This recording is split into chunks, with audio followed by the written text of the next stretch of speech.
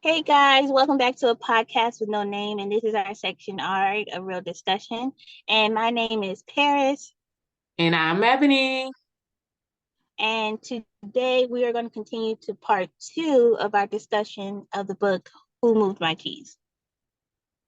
Mm, okay. So I think we ended on like page 28 or 29. 28, yeah. Okay. So it talked about, just a recap, it talked about that it was two little people, him and Hall, and then two mice, Sniff and Snip and scurry. Scurry. I always get Mm-hmm. Scurry wrong. Okay. And they are in a maze, and every morning they look for cheese, right? Mm-hmm. Okay. And then um the mice use their instinct. That's where we left off. And the Okay. human beings use their beliefs to find Mm-hmm. cheese. Okay. And so one day they both found a big, did we talk about that? No, we didn't. Okay. It said, nevertheless, Sniff, Scary, him, and Hall discovered all in their own way what they were looking for. They each found their own kind of cheese one day at the end of one of the corridors of in Cheese Station C. Every morning after that, the mice and the little people dressed in their running gear and head over to Cheese Station C. It wasn't long before they established their own routine.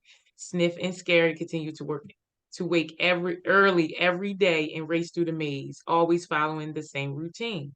When they arrived to their destination, the mice took off their running shoes, tied them together, and hung them around their necks so that they can get to them quickly whenever they needed them again. And then they enjoyed the cheese. In the beginning, him and Hall also raced towards Cheese Station C every morning to enjoy the tasty new morsels that awaited them. But after a while, a different routine set in for the little people. Him and Hall awoke each day a little later, dressed a little slower, and walked to Cheese Station C. After all, they knew where the cheese was now and how to get there. They had no idea where the cheese, but okay, they knew where the cheese was and how to get there. Before we go to the next part, Mhm. let's Okay. just stop there.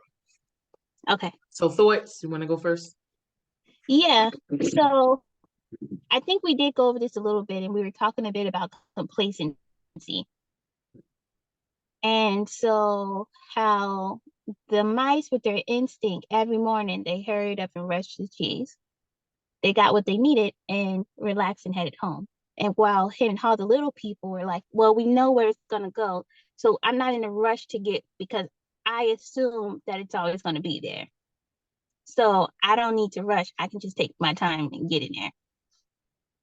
And that was the very next statement. But before I wanted to go into that, I thought it was very interesting to kind of, discuss, like, again, we was talking about the why behind what you're doing. So if it's the cheese, just like you said, it's like, oh, well, I know what the cheese is, so it's no need to rush. It's Mm-hmm. no need to like get up and force myself to go every day at the same time and do the same thing. And it's interesting, whereas to the mice, it's just like, oh, I'm following basic instinct. I'm going the same way. This is what I know. Even with them having that routine, when it's time to shift, they are they shift easily. You see what I'm saying? Like in the book, it Mm-hmm. progressed. It's like I just realized that it's like, okay, they have the same routine every single day. And that's a little boring, but their why is different. It's just like, oh, I'm living life. I'm taking care of a basic need. There's four needs. I'm Mm-hmm. taking care of one basic need. So I'll do the same thing every day. But when change happened, I could just shift easily, as opposed to Right. like the little people who why was attached to the cheese. They, in their mind, they like, I know where it is. I could wake Mm-hmm. up whenever I want, get to it. I know where it's at. And again, it's like once you figure out, well, once your why is the cheese and you obtain the cheese, then what? Like Right. what Right. more is like the joy And it's just so interesting when you think about how the characters shift once the change begin. And again, you went into the next statement, which is they had no idea where the cheese came from and who put it there. They just assumed it would be there. Also, I was thinking, so let's change like the cheese to like money or status, right? Hmm. And so there's some people who go, well, I work because I need money, Hmm. right? And so I work a job to get the money to establish to get what I need, right? But their job is not like their end all be all, right? Like it's not their whole world or whatever. And then there's some people who have a job that make a lot of money and their job is just like everything. So they need the money. Maybe the job brings a certain status if you're like a doctor, a lawyer, something in entertainment, right? But I was thinking, I was watching this video recently and I don't remember the basketball player. And people were laughing because this basketball player, I think he's like Russian or something, but he's a professional basketball player. And they were like, it's very clear that playing professional basketball is just a shift job to him because every time he's in like an interview and they ask him questions, he's like, they're like, oh, well, what are you doing? He's like, I'm going home. Like my wife and my kids at home. I just have a baby. He's like, I'm waiting for this to be done so I can go home. Like he's never like, oh man, like I had the game and I'm at the practice. He's like, look, I come to work and then I have to do this interview because it's part of work and then I'm done. But it's not like he's like, oh yeah, like I'm a professional basketball player and I'm really good and this and that, whatever. It's just a job to him. So I also think about like the mice who the cheese, like you're saying, is a basic need, right? But for the little people, the cheese is the end all be all. Like that's what you need. Like the cheese is like it. And when you have the cheese, you have it, right? And so they're like, well, I have it. I've got it. So I'm not in a rush because I'm established. Where the mice are like, cheese is what I need to survive. I got to eat the cheese to live. And then once I got the cheese, I can go back and live the rest of my life. Right. Right. But the little people, their life is all about the cheese. There's nothing outside of it. Right. And that's what the next paragraphs are going to say. It's like as soon as him and Hall arrived at Cheese Station C each morning, they settled in and made themselves at home. They hung up their jogging suits and put their running shoes away and put on their slippers. They were becoming very comfortable now that they had found cheese. And I think about this and probably way deeper than the book is supposed to because I've read it so often. But it's like, if it's all these mice running through the maze, why do you think only you four are entitled to the maze, to the cheese? It's not like you have a lock on the door. You can keep people out. When you're not there, people can come in and eat. It's not necessarily your cheese. And let's keep reading because again, I'm jumping ahead. But he's like, this is great, him said. There's enough cheese here to last us forever. The little people felt happy and successful, and they thought that they were now secure. It wasn't long before him and Har regarded the cheese they found at Cheese Station C as their cheese. It was such a large store of cheese that eventually they moved their house to be closer to it and built a social life around it. Kind of what you were just Mm-hmm. talking about with the allergies kicking my tail, sorry, with the basketball player. To make themselves feel more at home, him and Hall decorated the wall with sayings and even drew pictures of cheese around them, which made them smile. One read, Having cheese makes you happy. Mm-hmm. yes. Sometimes him and Hall would take their friends by to see their pile of cheese at Cheese Station C, which is stupid. You telling them how to rob you? Duh. This is where you find the cheese. Like, duh, Mm-hmm. dumb. You trying to flex. And what happens where we from when you flex, the stick up kids come get it, right? Mm-hmm. That just doesn't Yeah. make sense. But and point to it with pride saying, pretty nice cheese, huh? Sometimes they shared it with their friends and sometimes they didn't. So they just gonna come back later. We deserve this cheese, him said. We certainly had to work long and hard enough to find it. He picked up a nice fresh piece and ate it. Afterwards, him fell asleep as he often did. Every night, the little people would waddle home full of cheese, and every morning they would confidently return for more. This went on for quite some time. After a while, him and confidence grew into arrogance of success. Soon, they began so comfortable they didn't even notice what was happening. Mm-hmm. Mm-hmm. Complacency. Mm-hmm. Okay. So, Yeah. mhm, So I was also thinking of like you get so stuck in a routine, right? And you mhm, think that you assume that something's always going to be there, that you're not noticing the changes that are happening. So say if you've been at it, like we were talking before, you've been at a job for 10 years, right?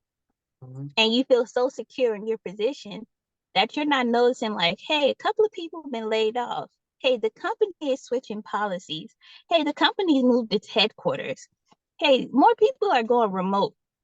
And you just assume that you're fine. And then all of a sudden they're like, hey, we're going to have to mhm. let you go. And you're like, Talk to you huh? for a second. Uh-huh. Yeah. Yeah. Hey, we got a meeting at 3 o'clock. I'm like, I get off at 4. You got fired at 3, you know? You just absolutely it's the arrogance in that like, hey, Uh-huh. I'm established and I'm successful. And so I'm so consumed in what my routine of what I'm doing because I'm established that I'm not paying attention to the changes that are happening. I'm not paying attention to like my surroundings because I'm so encapsulated in my comfort and my success. And so I'm complacent. Yep, absolutely. And like I said, it's like the entitlement of it is so Yeah, that interesting. too. It's just Yeah. so entitled. It's like, and we talk about certain things being like a positive, but also a negative, bittersweet, double edged, because it's like for me, Hmm. because of my upbringing, although, it's not what every kid ideally dreams of, it's Hmm. like I'm suspicious if I run across a whole stack of cheese. I don't know if I'm just like, oh, I, I'm gonna go ahead and just consume this. That's not my line of thinking. I'm Hmm. very like, well, where did it come from? Hmm. Who does it belong to? Who put it there? Like, what's the purpose, right, of this cheese? I need to Right. know because this could be a setup. I read this very interesting story, or I heard this very interesting story. I'll try to sum it up. It was this warrior, and he was a great warrior, and all of the people in the village, admired him. All the girls wanted him. He hoped to be a great hero, have a wife and kid one day. Um, and so one day something visited him. It could have been like a spirit or a demon or whatever. It visited him, but it came as like a regular, lowly, homeless person or whatever. And it was like, hey, I can show you the future. I can show you your life or whatever. I can show you what everything is going to be about. And he was like, no, I don't want it and go away. And so then he was like, Hmm. wait, wait, wait, wait. I want to see. So he was like, show me my greatest competitor. And then he showed him his greatest competitor. And it was this dude who was brawny and big, and he was saving the village, and he was like, "Ooh, that's gonna be me one day." And he was like, "Well, show me the prettiest girl in the village who's sure to be my wife." So he saw her, and she was so beautiful. He was like, "Oh, she's gonna be my wife." And then he was like, "All right, I'm done. You good?" So then he was like, "You can go now." And then the man or the spirit was like, "Nah, I think I'll just stick around just in case you need me, right?" So life Hmm. goes on. And again, before he met the spirit, the dude was focused. He was a warrior. He trained every day. He was on it. But more and more, as the spirit stayed in his house, he would skip out on his responsibilities. He wouldn't speak to the neighbors. He wouldn't holler at the little girls. He would just rush home to Hmm. this mirror. and look at the competitor, and then he would look at the woman in very risky positions and things, if you know what I Mm, mean.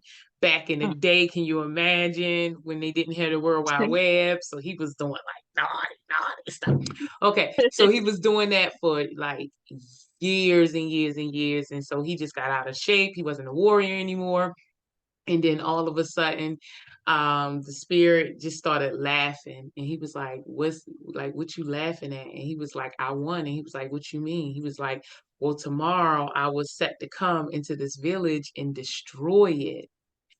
But um I've looked into the future and saw that you were the conqueror who was supposed to destroy me. You were the hero that was supposed to destroy me. So I knew I couldn't defeat you. So the best way I could do it was to distract you, Ah.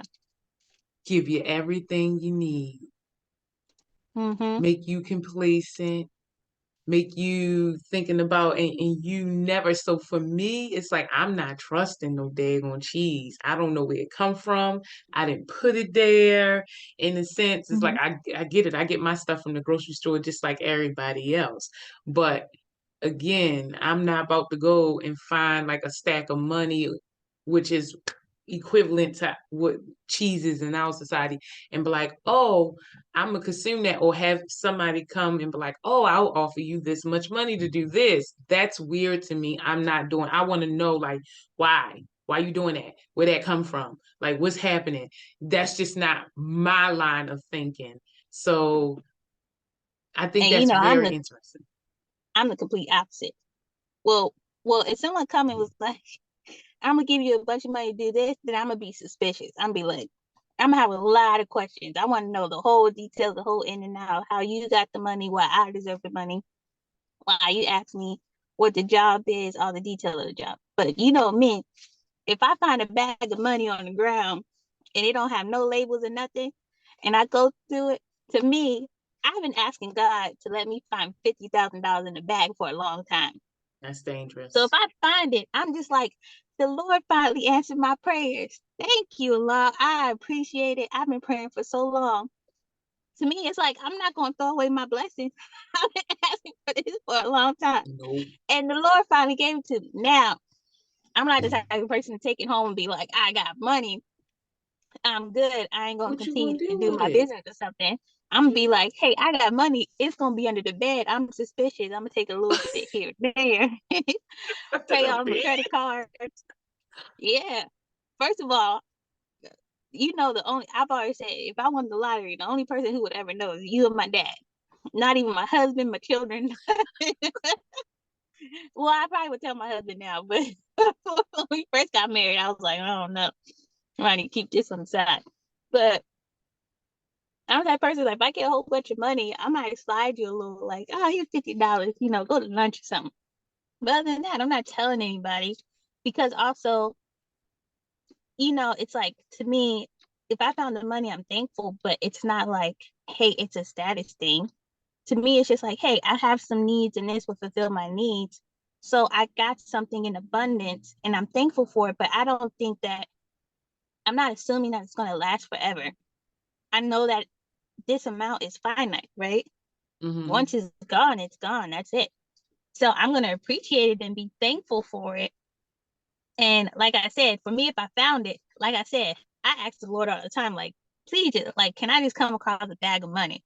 If I find it, I don't, people be like, that's you. I'm like, look, I've been asking for so long. The Lord answered my prayers. I ain't going to look, Listen, if I ain't I going to throw find away some my blessing. money, my idea is somebody's watching me, or not watching me. They watching their money. They dropped it. They coming back for it. They watching their money. I have one or two options. I could just Mm-hmm, keep walking. I ain't never seen no money because I can earn my own. I ain't never seen. I don't want that. I don't want that in my life. Or two, I can go and take it and what they say, clean it through the popo. Okay, give it to them. mm-hmm. They got a 30-day, nobody claim it, then it's mine and we good. But other than that, so then something go wrong, I'm covered. I'm not playing like that. I didn't see too many weird stuff happen. And that's just not, no, no, no, no, no, no, no, no, no, no, no. I ain't never seen no weird stuff happen. All I've seen is TV, but I ain't never heard about it in real life. And again, like I said, I just been like, Lord, just let me find some money. I don't even care if it's $5 on the ground. I'd be like, He answered my prayers. I've been asking for this. I'm not Now gonna. $5, that's different. I'm just like, listen, $5, okay, okay. Somebody like, Mhm. hey, do this for $5 and it's reasonable. It's fine. But somebody be like, hey, I just want you to drop this off. All right, boom. Somebody I'm like, not doing that. hey, it's just I'm not doing that. I'm not. It's money. It's not. It does not. Listen, they can say, I will give you 5 million. I am so why me? I Mhm. don't, this is set up. Don't want it. No, thank you. Keep it to No, yourself. it'd be No, easier. thank you. Like if you're like, hey, here's $10. Can you go put this like in the mail real quick? Because I'm busy. I'd be like, oh, okay, $10. I will put it in the Oh, mail. okay. But Yeah. I'd be like this. Thank like Yes. like that. I'm like, oh Mm-mm. yeah, sure, hand it to me. They're like, why you cut me your hand? I don't know you. So I'm like, okay, but it's less suspicious to be like, hey, here go $5 real quick because you gotta go out of your way. Can you go do that? I'm like, oh, okay, I get that. Like, I'm a stranger or something. But yeah, somebody's like, hey, this is a bunch of money to do this. I'm not doing that. I'm like, nah, that's weird. But again, if I find money on the ground, the Lord just wanted me to have it. That's all I'm saying. And listen, I find it another thing, art, and this is just not. This is another philosophy. And again, this is why I love the books, and I love my cheeses more of my speed because, like I said, I'm a Max. I have questions, but one thing I don't understand is in this society, the equivalent of this. Like, all right, I have this cheese. I can't really secure it, but I'm going to bring all my people around to flex and brag about my cheese. Now, people do this all the time in society, and I just don't get it. They have, let's start with social media. I just don't understand social media. I don't get Hmm. it. For me, it's like I use it as like a collection, a timeline of like, oh, seven Yeah. years ago, I was thinking this, I was doing this, I was quoting this, I Hmm. was reading this. I Hmm. can't understand like how people use social media, and it's like you're using it to flex on people, and it's so odd. It's such a curated story. It's just very odd to invite people into your house, into your home, your love life, your friendships, and those in that very intimate type of way as a way to flex. It's like that is so very strange to me. And then Hmm. on the other side is like, oh, I got this nice house, I got, or I got a lot of money and I'm about to go and buy me a car or wear jewelry or all this nice stuff to show you my status, how much money I got. I'm gonna have these Hmm. big parties. You can come over, have people in and out my house who don't Hmm. really share the same values. I don't really know their integrity. It's wild to me. Like I just, for me, my type of thinking is like, I'm very private in like how I move and like I just can't imagine. To me it's just not logical. I think through it all the time with social media and everything, and I'm just like, the equivalent to the cheese is like flexing on people on social media or like in your neighborhood or keeping up with the Joneses, and it's like, why do we do that? And I know like mentally and emotionally we're social animals, like we want to feel connected. We like to feel up, one up. We want to one up people. I get it, like all the emotions behind it. You feel insecure and all these things, but like, do people not understand also the trouble you bring when you do that in all contexts? It's like Mm, you don't even get to be a real person anymore. You get to be a means to an end. Why do you want to be a means to an end? Somebody get that's that funny. fix off of you. Yeah. Like, oh, I need a dopamine fix. Let me go in here and get this fix. Or, oh, I hate myself. So let me go in here and do some more self loathing by watching other. Like, why do you want to participate? I don't get that. It's just wild to my line of thinking. Like, I don't get it. I read about Mm. it, I research it. I just don't get it. I can't relate. It's there's this one account that I follow on TikTok and I think it's so funny because this guy, these people who basically what you're doing and they're like, hey, like I'm going to do this. So like recently this woman was having a baby shower and she made these big gift bags of like all of this like makeup and moisturizer and all the things. They were like the travel size, but those are expensive. Like one like little travel size, like certain mascara might be like $10, $12. And so she's making like 10 bags, but it's full of stuff, like all this name brand stuff, right? Mm-hmm. And so the funny things, like he does things like that. He goes, hey, he was like, he said, I can do this, but you can't because you're poor. Like that's his whole thing. It's like he was like, he reviews this. He was like, you couldn't afford this in your everyday life, but I'm gonna give it away in a gift bag, and I can do this, and you can't because you're poor. So it's basically making fun of these people who do this elaborate thing or like all this stuff. And he's like, hey, I'm gonna freeze roses in ice as decorations for, like your wine bucket, whatever. And he said, I could do that because I'm rich and you're poor. And so it's kind of like making fun of that thing. And it's again, it's like, hey, if you're doing like, hey, this is a beautiful idea or something, yes, but also to be like, hey, watch me making the gift bags for my thing. And it's like for other people, they were like, dang, I wish I could have went to that baby shower. I would have got all of that stuff. That would have been so cool. Of people being like, dang, I wish I could do that at my baby shower. Well, this is what people are doing now. So I need to do that at my baby shower. I gotta have all this stuff, to make my baby shower look whatever. Also think about like a couple of years ago, gender reveals and this whole big thing was not a thing, right? And now people are trying to one up of like how they do gender reveals to the point that like they started a whole wildfire in California trying to a couple of years ago trying to do this big gender reveal with like something explosive from fireworks or something. And that's what started the wildfires in California a few years ago. Um, so absolutely. It's like when we were little or young, that's not a thing, but now everyone has to have a gender reveal now, right? So you have to have a party for your gender reveal and you have to have a party for your baby shower. And remember when we were young, baby shower was just like a cute little barbecue or a little house thing. Everyone came, you played some games and stuff like this. Now women are in like full glam ball gowns. There's a whole like, thing and for people to take pictures and whatever. And like I said, there's this whole gift box of like, hey, you came to my baby shower, but like here are gifts for you and stuff like that. And it's just like, when did it turn to such like a big thing?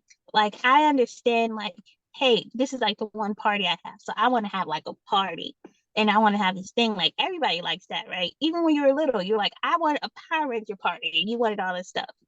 I get that. But being like, hey, not only do I have a party, like I need a red carpet. I need a photographer. Like I need a moment.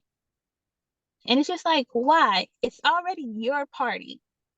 It's already like the thing that you like. And everybody gets to join in on the thing that you like and you enjoy and get to celebrate you. So why does it have to be like this whole big thing? I don't get So, it. I mean, me personally, like I don't, like I said, I get like in pretty things and stuff. I get like, being like, hey, I appreciate you. And I get like you guys leave and here's a little something, but not me spending like $200 on each person who come to my baby shower.